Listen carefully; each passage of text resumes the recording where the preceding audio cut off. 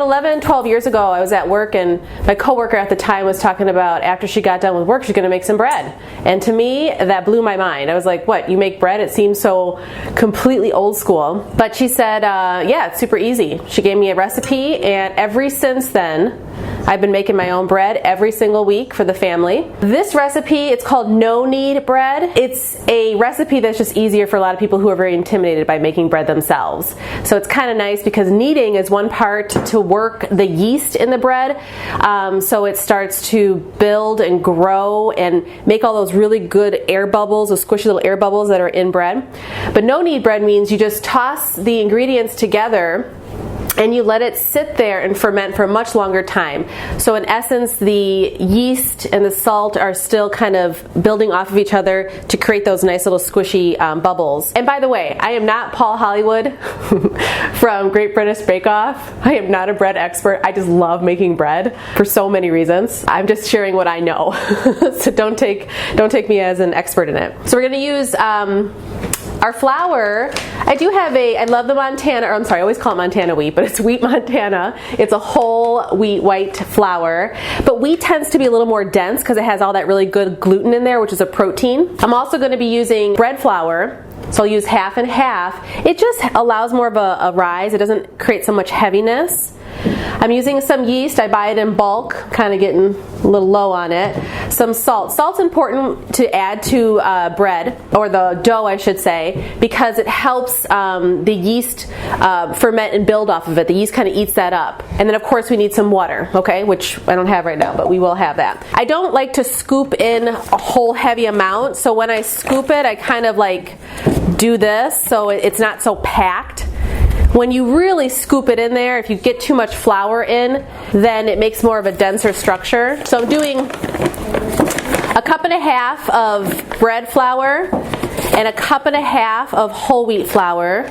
So we have 3 cups of flour here.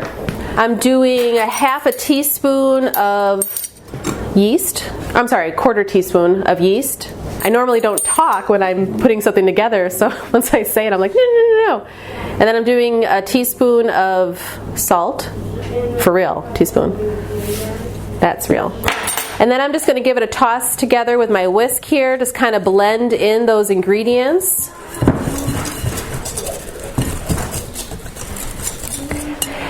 I'm also going to get now a cup and a half. So typically for the flour to the water ratio, you're using half the amount of water, just enough to moisten it up.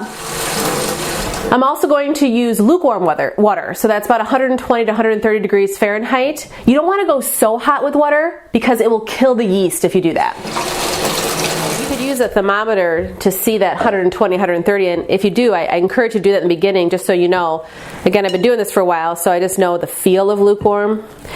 I put that water in there with the flour. I'm giving it a toss just enough to make sure all the water is worked into that flour, so the wet mixes with the dry. That's all I'm doing here, just give it a good toss so I no longer see any of that flour all mixed together, and that's it. Super easy. Now I'm going to cover it so it can proof. You should do it in a warmer spot without draft. Sometimes some recipes will say just like a damp cloth you can set on top of it. I like to lock in that dough that's in there as the yeast is building off of it. I just like to lock all that in there. I think it kind of keeps it warm. I'm in the kitchen here, so it's a little warmer typically because I'm usually cooking. Nothing's on right now, but I just kind of like to put it draft free. Just keep that constant temperature. And I'm going to let it now rise for 3 hours. So we're back after 3 hours of letting this rise. Why don't you come over here and get a close-up of this, Daddy? Oh, oy, unbelievable. All right, you see how those little bubbles are in there? That's real good. That's real nice. Got a good rise. So, camera 2. Look at camera 2 right now. Look at this one. Okay, hi. So I preheated the oven at 450, but before I turned on the oven, let me just show you a little sneak peek in here, I put a cast iron oven in the oven. and I let it in the oven. And I let it warm up, well, for a good 30 minutes. That way there's going to be lots of steam that's going to be building up in the cast iron oven. Dutch oven. That's what I was looking for, Dutch oven. Now we're going to put a little bit of flour down. Oops. Alrighty. And now I'm going to remove, oops, probably should have put some flour on that so it doesn't stick. Just remove, I'm not even touching this with my hands, but you certainly can. I just don't like to get all the dough in there because I got to move on to the next thing. And I'm just giving it a few turns, coating it with the flour. What? I'm checking with the camera. Oh. Okay, so about 10 to 12 turns here. I'm just folding it over. Well, I guess I'm going to touch it with my hands a little bit here.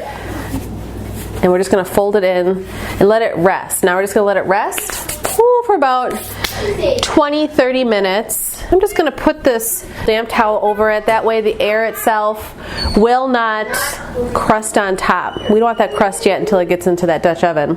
Alrighty, so we're going to go eat lunch now.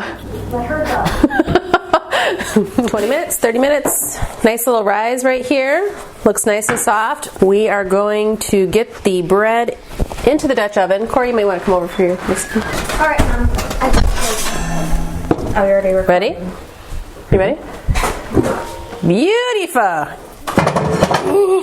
And then we are just going to pick this up. See, oops. Pick that up just like that. And then scorching hot.